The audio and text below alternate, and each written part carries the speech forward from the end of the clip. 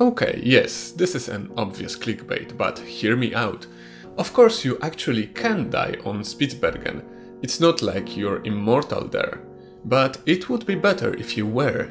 Because if you die on Spitsbergen, the trouble doesn't end there.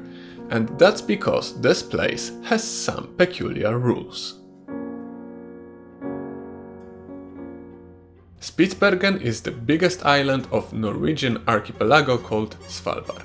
If you know your basic geography of Europe, you're aware that Norway is located far north. For example, Anchorage, the biggest city of Alaska, has a latitude of mere 61 degrees. Reykjavik, the capital of Iceland, isn't much better with 64 degrees. Meanwhile, the northernmost point of continental part of Norway, and also Europe, has a latitude of 71 degrees and some minutes. Depending on the definition, it's one of these: Kinnerodden, Nordkapp, Knivsjølodden. But Svalbard is another level. Its capital Longyearbyen, which is also the only real town on the islands, is located at an impressive latitude of 78 degrees, making it the world's northernmost settlement with a population over 1000. And, as you may expect, this place is really cold. For 8 months a year, daily mean temperature is under 0 degrees Celsius or 32 Fahrenheit. That results in soil being permafrost. What follows is that deceased people were buried in a very shallow ground. In 1950, Longyearbyen residents noticed that the bodies were failing to decompose, even those that were there since World War I. Because of that, there was very high probability for some deadly microorganisms being preserved, like influenza A virus, which was later confirmed. The virus was responsible for starting the global pandemic, known as Spanish flu, which resulted in at least 25 million deaths from 1918 to 1920. Hence, people living in Svalbard simply stopped organizing burials. But what happens when a resident falls critically ill or dies unexpectedly? In that case, they are immediately transported to mainland Norway's hospital or cemetery.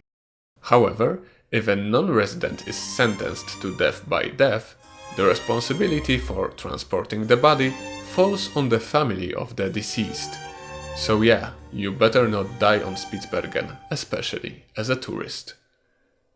Okay, that was quick for the episode, but Longyearbyen has some more unique laws, so let's go for a bonus round.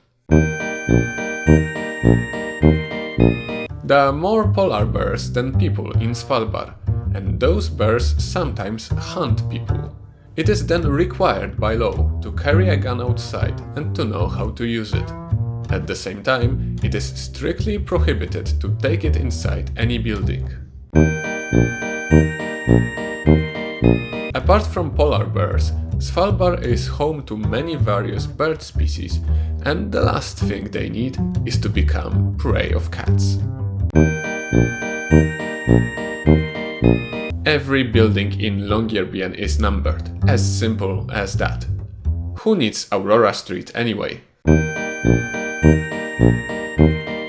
October 25th is the last day during which a sun rises over the horizon in Longyearbyen. The next day with a sunrise is as late as March 8th.